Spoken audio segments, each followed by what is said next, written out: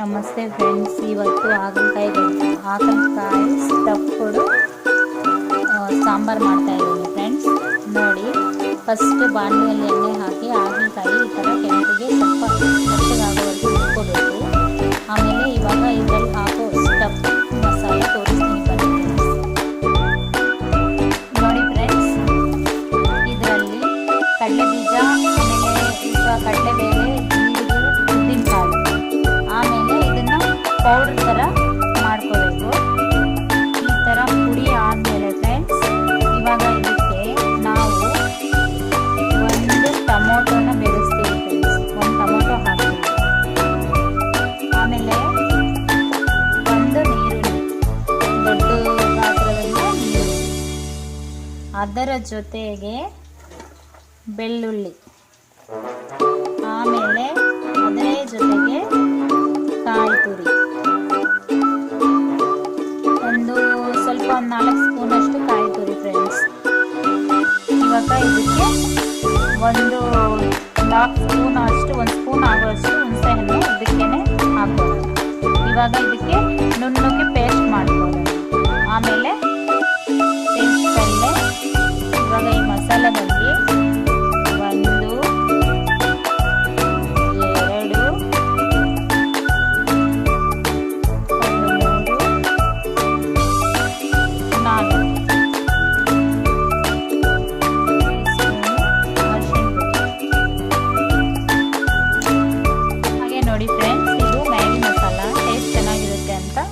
ನಾನು ಇದೊಂದು ಪ್ಯಾಕ್ ಹಾಕ್ತಾ ಇದ್ದೀನಿ. ಟೇಸ್ಟ್ ಚೆನ್ನಾಗಿರುತ್ತೆ. ಇದಕ್ಕೆ ಚೆನ್ನಾಗಿ ಫೈನಾಗಿ ಪೇಸ್ಟ್ ಮಾಡ್ಕೋಬೇಕು. ಹಾಗೆ ಇದರ ಜೊತೆಗೆ ಸ್ವಲ್ಪ ಉಪ್ಪನ್ನ ಬೆರೆಸ್ಬಿಡೋಣ, ರುಚಿಗೆ ತಗಷ್ಟು ಉಪ್ಪು. ನೋಡಿ, ಒಂದಿಷ್ಟು ಹಾಕ್ಕೊಳ್ಳೋಣ,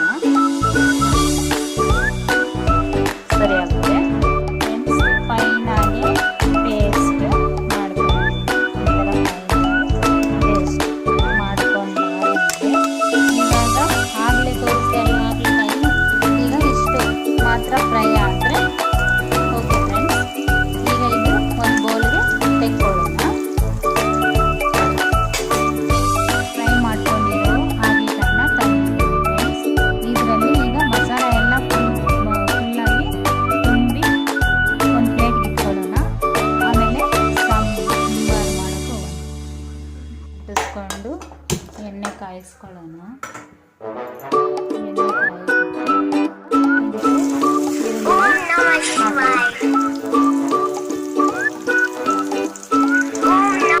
ಚೆನ್ನಾಗಿ ಫ್ರೈ ಆಗಬೇಕು ಫ್ರೆಂಡ್ಸ್. ಜಾಸ್ತಿ ಎಣ್ಣೆ ಒಳ್ಳೆಯದು, ಅದಕ್ಕೋಸ್ಕರ ಸ್ವಲ್ಪ ಜಾಸ್ತಿ ಎಣ್ಣೆ ಹಾಕೊಂಡಿದ್ದೀನಿ. ನಿಮಗೆ ಎಣ್ಣೆ ಜಾಸ್ತಿ ಅನ್ನಿಸಿದ್ರೆ ಮಾಡ್ಕೋಬೋದು ಫ್ರೆಂಡ್ಸ್.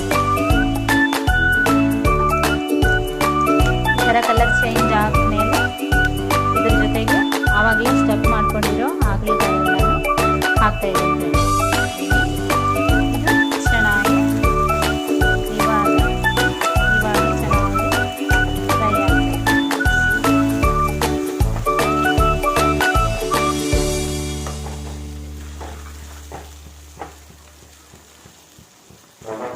ಈ ಥರ ಚೆನ್ನಾಗಿ ಫ್ರೈ ಆಗಬೇಕು. ಬರೀ ಎಣ್ಣೆಯಲ್ಲೇ ಫ್ರೈ ಆಗಬೇಕು. ಇದು ಅನ್ನದ ಜೊತೆ ತಿಂದರೆ, ಅನ್ನದ ಜೊತೆ ಚಪಾತಿ ತುಂಬ ಚೆನ್ನಾಗಿರುತ್ತೆ. ಮಿಕ್ಸಿ ಜಾರು ತೊಳೆದಿರೋ ನೀರನ್ನು ಇದಕ್ಕೆ ಹಾಕಬೇಕು. ಇದು ಚೆನ್ನಾಗಿ ಬಿಡೋದು. ಇದಕ್ಕೆ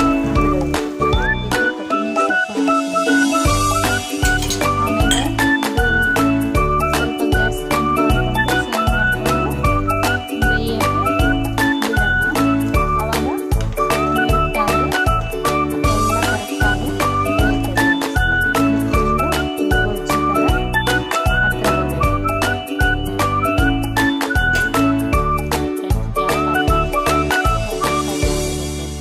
ಈ ಸಾಂಬಾರು ನಿಮ್ಗೆ ಇಷ್ಟ ಆಗಿದ್ರೆ ಟ್ರೈ ಮಾಡಿ, ಲೈಕ್ ಮಾಡಿ, ಶೇರ್ ಮಾಡಿ, ಸಬ್ಸ್ಕ್ರೈಬ್ ಮಾಡ್ಕೊಳ್ಳಿ ಫ್ರೆಂಡ್ಸ್.